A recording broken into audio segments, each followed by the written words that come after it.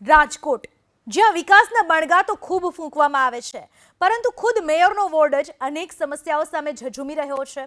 Ward number 4 શહેરના પ્રથમ નાગરિક એટલે કે મેયર નયનાબેન પેઢડિયાનો વોર્ડ છે. પરંતુ આ વિસ્તારની મહિલાઓ ગંદકી, દૂષિત પાણીની સમસ્યાથી ત્રાહિમામ પોકારી ઉઠી છે.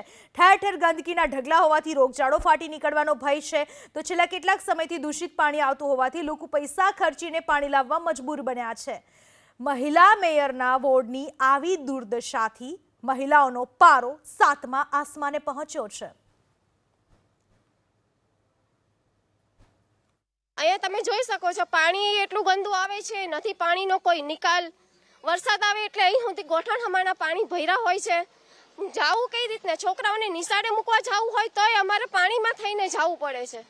છોકરાઓને ભણાવવા કઈ રીતના અમારે શું? અને આ સાર્વજનિક જગ્યા તો છે નહીં. પાણી કેવું આવે છે?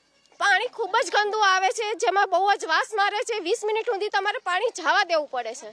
આ અક્ષર પાર્ક 2 માં સાર્વજનિક જગ્યાનું પાણી બધી શેરીમાં ઘૂસી જાય છે. ચોમાહાનું હલાતું નથી, એટલો ગંદકી વાળો બાજુમાં માર્કેટનું બધું આ તે વૈધુય ખાણીપીણી ત્યાં નાખીને કચરો બધોય શેરીમાં આવે છે. તો અત્યારે અમારે કરવાનું શું? અને વરસાદનું પાણી ભરાય એટલે માર્કેટનું બધોય કચરો આ સાઈડ ભરાઈ જાય, પછી આ બધાના ઓટા પાસે પડ્યું રહે, કચરો વયો જાય. અને વેરો ને બધું ભરી તોય અમારે તો ગંધારા પાણીમાં હલવાનું, પ્લસ ઘરમાં પાણી આવે એ અમારે પીવાનું. તો ઘરમાં બધો ઉપયોગ તો પાણીનો જ હોય ને. એમ નહીં, તમે મહિલા હોવા છતાં એક મહિલાની તકલીફ નથી સમજી શકતા.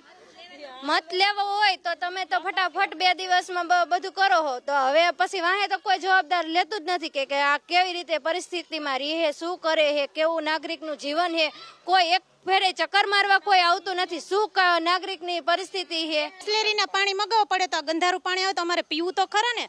ઘરમાં પાણી ભરવાનો પાછો અને બહારથી પાછી બિસ્લેરી મગાવવાની, તો પૈસા દેવાને અને વેરા નહીં ભરવાના અને બિસ્લેરી નહીં દેવાના. અમને બીજું કંઈ નહીં, અમને આ પાણીનો નિકાલ કરી દો. અને પ્લસમાં અમારે એક નયનાબેન પેઢડિયા અહીંયા આવીને રૂબરૂ જોઈ જાય, અમારે એ કામના છે. બસ બીજી કઈ કામના નથી. આખું વર્ષ અમારે નકરી કમ્પ્લેન જ કરવા જવાની. કેટલી કમ્પ્લેન કરવી? કમ્પ્લેન કરવું કે ધંધે જવું કે ઘરના કામ કરવા? ન માત્ર રાજકોટ, પરંતુ જૂનાગઢ અને જામનગરમાં પણ મેયરના વોર્ડની સ્થિતિ આવી જ છે. જૂનાગઢમાં મેયરના વોર્ડમાં ગંદકીના સામ્રાજ્યથી લોકો પરેશાન છે. ગિરનાર દરવાજા નજીક આવેલ ગણેશનગર, જે વોર્ડ નંબર 9માં આવે છે, જ્યાંના નગરસેવક ખુદ મેયર ગીતાબેન પરમાર છે. પરંતુ હાલ અત્યારે અહીં એવી સ્થિતિ છે કે લોકોને અહીંથી પસાર થવામાં પણ ભારે હાલાકીનો સામનો કરવો પડી રહ્યો છે. આવી જ સ્થિતિ જામનગરમાં મેયરના વોર્ડની છે. એબીપી અસ્મિતાની ટીમ મેયર વિનોદ ખીમસુરિયાના વોર્ડ નંબર 16માં રિયાલિટી ચેક કરવા પહોંચી તો અહીં પણ ઠેર ઠેર ગંદકીના ઢગ નજરે પડ્યા.